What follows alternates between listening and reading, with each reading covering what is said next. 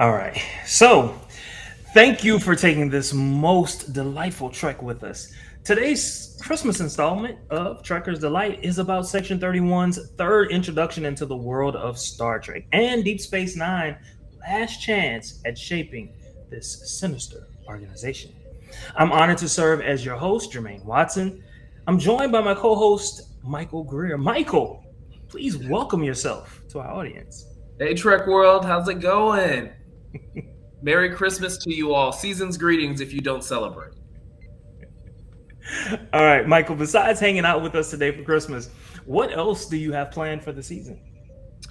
So, this holiday season, I'm going to actually be a little bit more low key than usual. So, it's going to be me and my dog. We're going to probably go on a nice run. Um, and yeah, it's going to be a kind of a very, very low key Christmas. Did a couple of Friendsgivings and, probably curl up and watch some Star Trek and get ready for new episodes that are coming soon. Excellent, What excellent. about you? Oh, me. That's it's an excellent question. So it is Christmas Day. I am probably with my sister. We are probably drinking. We are probably doing things we have no business doing. But we're also in my hometown, hanging out with family and friends. That is awesome. That is awesome. I wasn't expecting that. Expect the unexpected. That is a sign not only for you but everyone listening. You sound like Big Brother. All right, this is our third installment of Section 31 Saturdays. For the past two episodes, Andy and I laid down some roots into the world that has become Section 31. Those of us working on Section 31 aren't here to necessarily talk about the upcoming show of Section 31, but I mean, it's time. It's time that that show be greenlit, okay? All right, so instead, we want to talk about its origins. So, if and when a show does come up, we and all of you are completely conversant on the topic. Yeah, um, very very spot on. So excuse me. I think we're starting at extreme measures, correct? Correct? And so I guess I'll take a quick dive into where we are with extreme measures. So, as you all know, the Dominion War is in full swing, and things at DS9 are changing rather rapidly. And so, we've discovered that Odo has an illness that we cannot cure, and we have strong evidence that it is tied back to Section 31. And so Miles O'Brien and Dr. Bashir hatch an amazing, really intricate plan in order to catch Sloan. And with catching Sloan, they plan to actually get him to use a Romulan neuralizer on him, to actually read his mind and find the cure for Odo. It's a very, very, very, very tense time in trying to find this cure for Odo. But overall, because you have Romulans all around, you have Klingons all around, and you have the Federation fighting for dear life, barely hanging on. So it's a really, really exciting time all around. And Section 31 is underpinning a main storyline in it. So it's a really great, great time. Excellent job, Michael. What? Wait, Excellent why is job. that so funny? No, no, I'm not. It's not funny at all. I'm just like, oh wow, this dude is good. This dude is really good. Okay, all right. All right. So first thing, well, at least the first thing that entered my mind as I was watching this episode is Bashir got actual confirmation that Section 31 is involved in Odo's illness. So I mean, understanding that, I mean, we were kind of led to believe that, right? But can you think, Michael, just kind of think about it for a second. I'm going to ask the question and I'm going to talk a little bit. So what do you think was on Bashir's mind when he got basically the confirmation that yes, Section 31 is behind, Odo's illness? And then just all the shenanigans, not shenanigans, but the planning that Bashir had to go through along with Miles O'Brien in order to get Section 31 i.e., Sloan, there? So I'm thinking about when they actually ran the genetic analysis and figured out that it was Section 31. I'm remembering what Bashir's face looked like. It was the face of betrayal. Mm. And I think that um, despite Bashir in his own way having lied and kind of snuck his way into Starfleet, he still had, well, I mean, that's what he did. But he still has this idea that Starfleet is this pinnacle of virtue. Um, to quote Cisco, Paradise. what is it? I don't know. I don't know if this is the same quote, but Paradise is Lost. Oh, Paragon of Virtue. Paragon is, Paragon of Virtue. Okay. yes, Paragon of Virtue. As a Starfleet, he's a Starfleet captain. He is the Paragon of Virtue. And I still think that Bashir really sees the Federation as that. And he cannot believe that even in our darkest, most dire hour, we resorted to genocide. I know we see echoes of that in other series that are now in production. But I think in that moment, Bashir is really like, oh my God, my people, we did this. We stooped to our lowest of lows. Mm. And I think he feels betrayed by the Federation. Yeah, no doubt, no doubt, no doubt. And you see though, you see that from the first time that we hear about Section 31, the second time we hear about Section 31, and now he has confirmation that this evil organization is doing the most evil thing that a doctor can conceive. Yes. You know what I'm saying? Yes. Like, oh my God, like for him, that's like it's the lowest of the lows. Yeah. And I think that what I immediately go to, like, the stages of grief. And so, like, when he was with Ross in the previous episode, Admiral Ross and him and Admiral Ross were talking, he had a lot of anger. Mhm. And I think he was like really pissed about the fact that he really was pissed about the fact that Section 31 was so involved. The first time he was almost in, he knew that Sloan existed and they create, but he was in a bit of denial because at that point he had like only really himself been impacted. Mhm. And so, like, thinking through those stages of grief, it's like the denial, the anger, and typically it would be bargaining. But I feel like what they did in like bringing that storyline all the way through, they said, bump the bargaining part. Bump all that part. We're gonna accept what It's almost revenge. Like it's almost revenge. right. And it's like I'm not gonna bargain with you. I'm gonna flip the script on you and give you all your medicine right on back. And it was just like he felt betrayed, and I think that betrayal gave him the justification he needed in Right. order to move forward and come up with that really intricate plan and lure Sloan back to DS9 one more time. What do you think about that plan? What do you? Okay, so full disclosure, I saw this episode back when it originally aired. I'm like all the way back in the 90s. I was in college, right? So this is when I saw this particular episode. And just the whole mention of Section 31 to me was like, what? What are you talking about? Like, Our own Talshiar. My utopia is destroyed. Like, no, not us, not us. And you said this like earlier, like you said we, as if to say that you're part of the Federation. And so my frame of thinking at that time is like, no, this is not something that I would be a part of. And I would have, prior to that moment, definitely would have been in the Federation. And so just the whole idea of a Section 31 was kind of like titillating for me. On one hand, I was like, no, I can't do it. And then as I thought about it for a second, I was like, how can you really be this great power if there's not something lurking in the background making things happen? Michael's like, nah. The public servant in me is like, yes, there is a big, broad, massive plan, but I think that what makes good happen is a lot of little good. And what I've always come and I've always respected about Star Trek and the Federation and anywhere you go and anywhere you look across the universe, it's all about teamwork. And so I think that there's a lot of that little good that is going on ships all around the universe.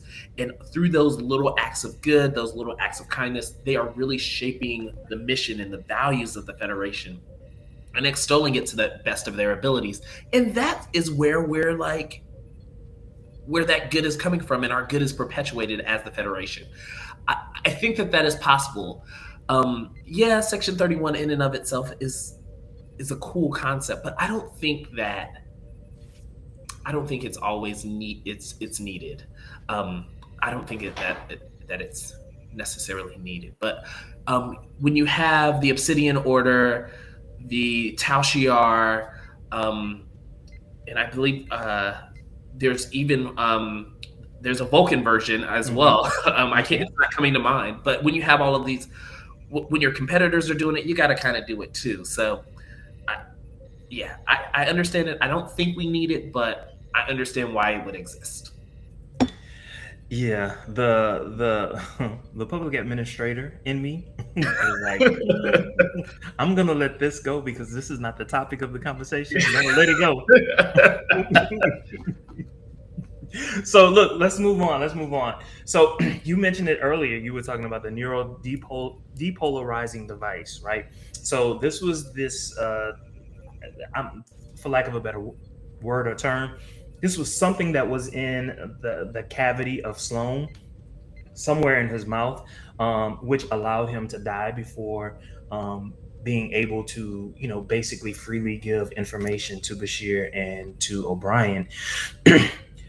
So for me, I'm thinking about this. Number one, this is something that he didn't anticipate. He meaning Bashir, right? With his great intelligence, he clearly didn't anticipate this. And to be quite honest, I didn't anticipate this at all either. Just the sophistication of Section 31, and that's another thing that we talk about in previous shows. Just the technology that Section 31 has, which leads me to believe that Section 31 quite possibly might be an organization that goes back and forward in time and is using future technology to their benefit. The only exception to that was when Bashir and O'Brien trapped him, right? He couldn't leave. So that was like really the only time that Section 31 was bested. But going back to the neuro depolarizing device, as a doctor, what do you think Bashir was thinking? Like, this person that he put in a trap is now about to die. As a doctor, what thoughts are going through his mind? He has different agendas in that moment, right? But what's going through his mind? Honestly, I don't think he's thinking as a doctor in this moment at all. I think he's thinking of a spy. So, I want to go back to the previous episode for just a moment. Okay. One thing that we realized is that Sloan was able to manipulate a literal genius into doing exactly what he wanted and getting him exactly to where he needed to play the role he exactly needed. And I think in this moment, when Bashir is actually when he realizes what has happened, I think he says, you know what? This could be another trick. I need to stay focused on my goal. My goal is this information. I'm saving his life not because I have a duty to save his life, but I'm saving his life because it ultimately gets me my goal. I really think that he is living in this space where he is realizing any good in him will be turned by Section 31, as we saw it before. And even his best attempts to do good were turned against him and led to the ousting or the promotion of a Section 31 spy within the Romulan Empire. Like, Which is an interesting thought. Like, let's think about this. Like, this doctor, even though he has all of this intelligence, this doctor, he swears an oath to do no harm, right? But he continuously does harm in every episode, right? He does harm in every episode. Not his plan, right? That's not what he wants to do. But even the death of Sloan could be looked at That's harm. as his fault, right? So like, that's really where I'm trying to go. But I mean, in your own way, you answered it, and like I'm thankful that you were able to answer it, because really and truthfully, that's exactly what I thought. I didn't want to just, I just wanted to have the conversation. All right, so let's move. So look, we're at 15 Also, minutes. Oh yeah, yeah, can I draw one parallel back? So I don't think that the neural depolarizing device is that different, because if we think back to the device that Garrick had in his brain, that the Obsidian Order install, um, in order for him to have dopamine released directly into his brain in the event of torture. It's I even though these are all like really far out scientific things, I would make an argument that those two things aren't that far off. Both of them were able to be switched on and off with cognitive processes. Both of them are able to be controlled in moments, and are used in moments of duress or derision. So I I think that they're pretty close. And so what I would argue, instead of time travel, and I do think there is an argument for Section 31 and time travel. I do think that there is a strong argument there. Um, but my immediate thought would be that Section 31 is actually stealing technology from other countries, other races. other races, and they are adapting it, either more quickly, or utilizing that as an opportunity to ensure that the Federation has the most advanced technologies. Because one thing that Section 31 has proven, they put the Federation first. Well, that leads me to another question. Like, what? So you just opened Pandora's box. So if that is what Section 31 is doing, then what is the Tal Shiar doing? What is the Obsidian Order doing? What is all of these other governments doing to increase their own technology and advancement as a society? Because you've got to assume that they're doing the exact same thing that Section 31 is doing as well. So the difference is, for the Tal Shiar and the Obsidian Order, both of those organizations spend immense amount of time doing what are their primary things that they spend time doing. Obsidian Order, Tal Shiar, spying. I don't know, spying. Not They spend the majority of their time spying on their own citizens. Well, yeah. And so, if you remember, I'm thinking back to this episode, where they killed the uh, where Odo's doing the investigation, and they called the Tal Shiar, and they're like, "We know all of this information." And Odo makes a reference, and he's like, "You, someone can't sit down and have a meal in their own home without the Tal Shiar knowing." And so I think that the ability of Section 31 not to focus on its own citizens, and only maybe focus on smaller citizens that are of concern, of Bashir, for example, gives Section 31 an advantage over the Obsidian Order and over the Tal Shiar, because they're not spying on millions of people. They're spying on specific people and worried about all of the external threats. So then another question, the question then that must be raised is, okay, so Section 31 is really doing a whole lot external to the Federation, which sounds a whole lot like the United States' CIA. So if that is the case, Um, there seems to be some boundaries that Section 31, based on your argument, there seems to be some boundaries that Section 31 has. as far as not operating internally within the Federation. Well, clearly they did, in order to in order to get some information about Odo. However, Odo, to your point, is an external factor.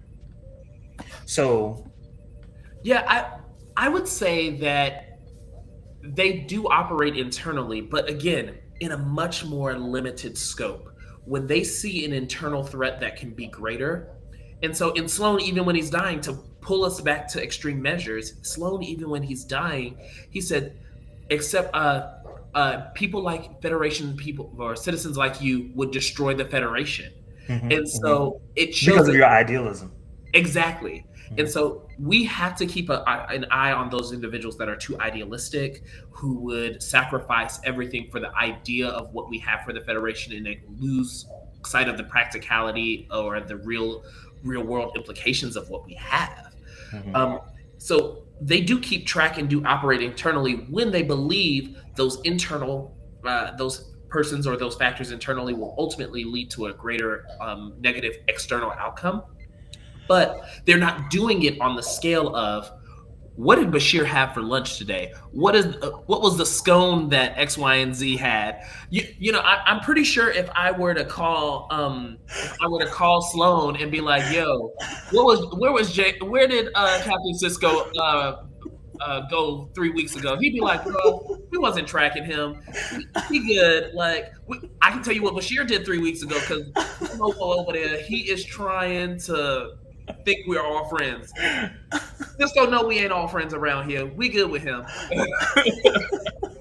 So, but yeah, I think again, I think it gives them that an advantage, and I think again they monitor things slightly that are internal, but just not to the degree that the Tau Shiar Obsidian order to.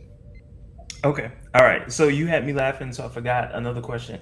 It was like, dude, like you are like a treasure trove. It's like you just keep coming and then like boom, like all kinds of thoughts just come. And I have to hold on to my thoughts so that I can ask because I want you to complete your statement because it's so provocative. You know. Provocative, and listen, and I can't even shut down. What did you say? Oh my god! No. Like I love it. I love it because it's so you are pushing me, and I love the fact that you're pushing me. So anyway, I forgot where I wanted to go because it was about to be like another. Okay, so if you're saying that, then this, but I forgot what I wanted to say. So okay, so Sloan towards the end. Oh, for a second it came back, but I lost it just that fast. So, you know what I wonder? I wonder just how extensive Section 31 is because remember in the episode, Sloan was just like, nah. Well, first of all, they don't have like a headquarters, right? So there are people working here and there, and even the admiral that you mentioned earlier, he isn't necessarily part of Section 31. He was just doing the bidding of Section 31 because he believed in their overarching mission in that particular instance. So my question is just how what's the word I'm looking for? Not stable. Um, how organized is Section 31? I don't know if I can really answer that. I think that I don't. Well, let me rephrase that. I don't think we can answer that until we get our show that we're promised. Come Mhm. on, CBS. Come on, Paramount. Um, but I think that I think it operates kind of like we have a bunch of different small units operating very broadly with very broad objectives. So, like example, operations on Kronos. That Mhm. was one thing that Bashir saw when he was in his mind. I think Mhm. that they're like, yeah, just watch Kronos and just chill out over here and figure out if there's ever anything that's a threat to us. Just call us. You know how to call us. You just chill out over here and monitor. If they start talking about removing the bomb that we planted in the middle of Kronos, call us. I mean, Right, that's right. it. It's Look, like you if have people that have very broad objectives, and they're like, okay, ultimately, you know that their loyalty is to you because of their training, because of their expertise, and so you have a bunch of people who are deep undercover, but ultimately know that this mission is paramount. And so I don't think it's necessarily a question of how organized they are. I think it's more of a question of how profuse they are. So then that brings up another question, which we'll probably, to your point, we'll probably get to once we get this new show, Section 31, The show we because deserve. Let's be right, clear. The show right, we deserve. right. So what happens when two cells see things differently? Ooh. I mean, I'm certain it's going to happen. So you know what I immediately think to?